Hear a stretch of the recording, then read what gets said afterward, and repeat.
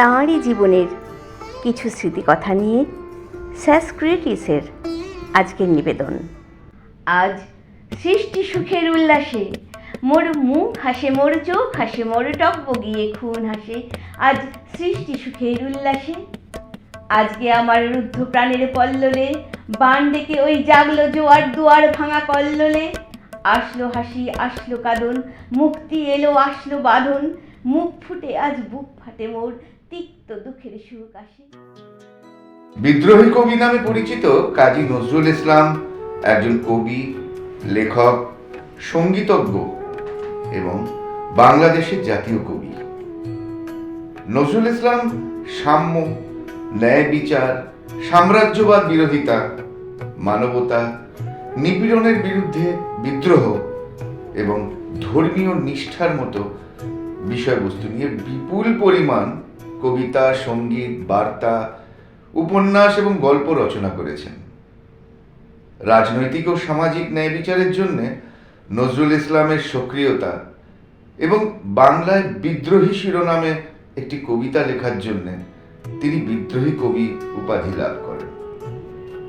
তাঁর রচনাসমূহ নজরুল গীতি নামক একটি অগ্রগামী সঙ্গীত ধারা গঠন করে। নজরুল বলেছিলেন, যদিও আমি এই দেশে, এই সমাজে জন্মগ্রহণ করেছি, আমি শুধু এই দেশ, এই সমাজের নই, আমি বিশ্বের। তার জীবনের একটি উল্লেখযোগ্য অংশ জুড়ে তিনি বাংলা কবিতায় রবীন্দ্রনাথ পরবর্তী আধুনিকতার পথিকৃৎ হিসেবে বিবেচিত হতেন। সব মিলিয়ে বলা যায়, বাংলা সঙ্গীতের 1000 বছরের ইতিহাসে কাজী নজরুল ইসলাম ছিলেন সবচেয়ে মৌলিক এবং সৃজনশীল। তিনি উত্তর ভারতীয় শাস্ত্রীয় সঙ্গীতের বিভিন্ন উপাদানের সংমিশ্রণ ঘটিয়ে ঐতিহ্যবাহী সঙ্গীতকে মানুষের কাছে পৌঁছে দিয়েছিলেন। ওই রিক্ত বুকের দুঃখ আসে, আজ সৃষ্টি সুখের উল্লাসে। আসলো উদাস, শসলো হুতাশ, সৃষ্টি ছাড়া বুক ফাটা শ্বাস। ফুলল সাগর, দুলল আকাশ, ছুটল বাতাস, গগন ফেটেই চক্র ছোটেই পিনাক পানির শুল আসে। ওই ধূমকেতু আর উল্কাতে চায় সৃষ্টিটাকে উল্টাতে। আজ তাই দেখি আর বক্ষে আমার লক্ষ বাগের ফুল আসে।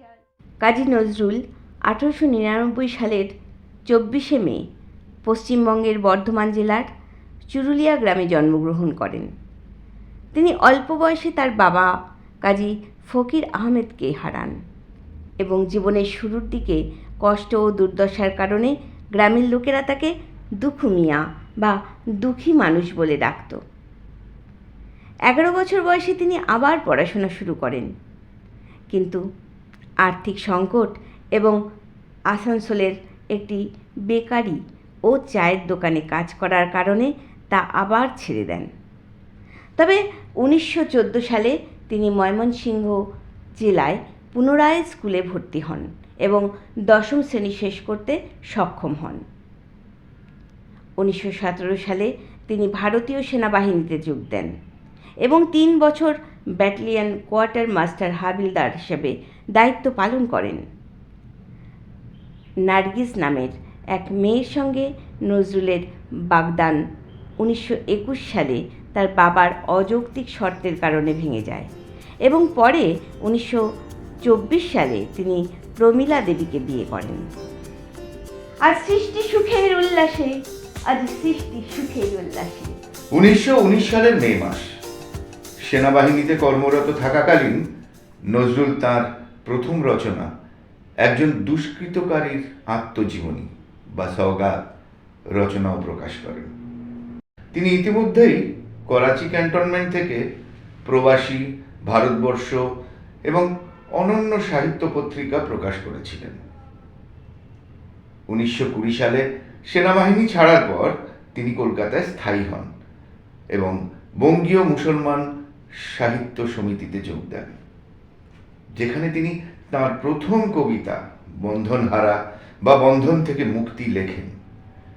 তিনি বেশ কয়েক বছর ধরে একই সংকলনে বোধন, শাতিল আরব, খেয়াপারের তরণী এবং বাদলা প্রাতের শরাব এই ধরনের অনন্য কবিতা যোগ করতে থাকেন। এবং এগুলোর জন্য সারা দেশে সমালোচকদের প্রশংসা লাভ করেন। তারপর 1922 সাল বিদ্রোহী কাব্যগ্রন্থের মাধ্যমে তিনি খ্যাতির শিখরে পৌঁছান, যা সমাজের উচ্চবিত্ত ও সাধারণ মানুষ উভয়ের কাছেই সমানভাবে আবেদন সৃষ্টি করেছিল। এটি বিজলী পত্রিকায় প্রকাশিত হয়েছিল এবং কাকতালীয়ভাবে 1942 সালের আইন অমান্য আন্দোলনের সঙ্গে সঙ্গতিপূর্ণ ছিল। 1922 সালেই ধূমকেতু নামে একটি পাক্ষিক পত্রিকায় তাঁর রাজনৈতিক কবিতা প্রকাশিত হয়, যার ফলে নজরুল গ্রেফতার হন। 1923 সালের 14 এপ্রিল তাঁকে কলকাতার হুগলিতে বদলি করা হয় এবং সেই বছরেই ডিসেম্বরে তিনি মুক্তি পান। কারাবাসের সময় তিনি প্রচুর কবিতা ও গান রচনা করেন। আজ হাসলো আগুন শসলো ফাগুন, মদন মায়ের খুন মাখাতুন, পলাশ অশোক শিমুল ঘায়েল, ফাগ লাগে ওই দিগবাসে গো, দিগবালিকার পিঠ বাসে। 1928 সালে তিনি হিজ মাস্টার্স ভয়েস গ্রামোফোন কোম্পানিতে গীতিকার, সুরকার এবং সঙ্গীত পরিচালক হিসেবে কাজ শুরু করেন। তাঁর গানগুলো যা একত্রে নজরুল গীতি নামে পরিচিত সবার কাছে, বিভিন্ন রেডিও স্টেশনে প্রচারিত হতো এবং তিনি ইন্ডিয়ান ব্রডকাস্টিং কোম্পানিতে তালিকাভুক্ত হন। 1933 সালে তিনি আধুনিক বিশ্ব সাহিত্য নামে একটি প্রবন্ধ সংকলন প্রকাশ করেন, যেখানে বিভিন্ন বিষয় এবং সাহিত্যের শৈলী অন্তর্ভুক্ত ছিল। তিনি শাস্ত্রীয় সঙ্গীত, রাগ, কীর্তন এবং দেশাত্মবোধক গানের উপর ভিত্তি করে 800টি গান 10 খণ্ডে প্রকাশ করেন। 1934 সালে নজরুল ধীরে ধীরে ভারতীয় থিয়েটারে প্রবেশ করেন এবং তার অভিনীত প্রথম চলচ্চিত্রটি গিরিশচন্দ্রের ভক্ত ধ্রুব নামক গল্পের উপর ভিত্তি করে নির্মিত হয়েছিল। তিনি এই চলচ্চিত্রের জন্য গানের সুর, রচনা এবং নিজের গানও গেয়েছিলেন। 1936 সালে তার নাটকের উপর ভিত্তি করে বিদ্যাপতি চলচ্চিত্রটি মুক্তি পায়। চলচ্চিত্র শিল্পে তাঁর অন্যতম পদক্ষেপ ছিল সিরাজউদ্দৌলা নামক একটি জীবনীমূলক নাটকের জন্য গান লেখা এবং সঙ্গীত পরিচালনা করা। আজ রঙন এলো রক্ত প্রাণে, রঙনে মোর চারপাশে, আজ সৃষ্টি সুখের উল্লাসে।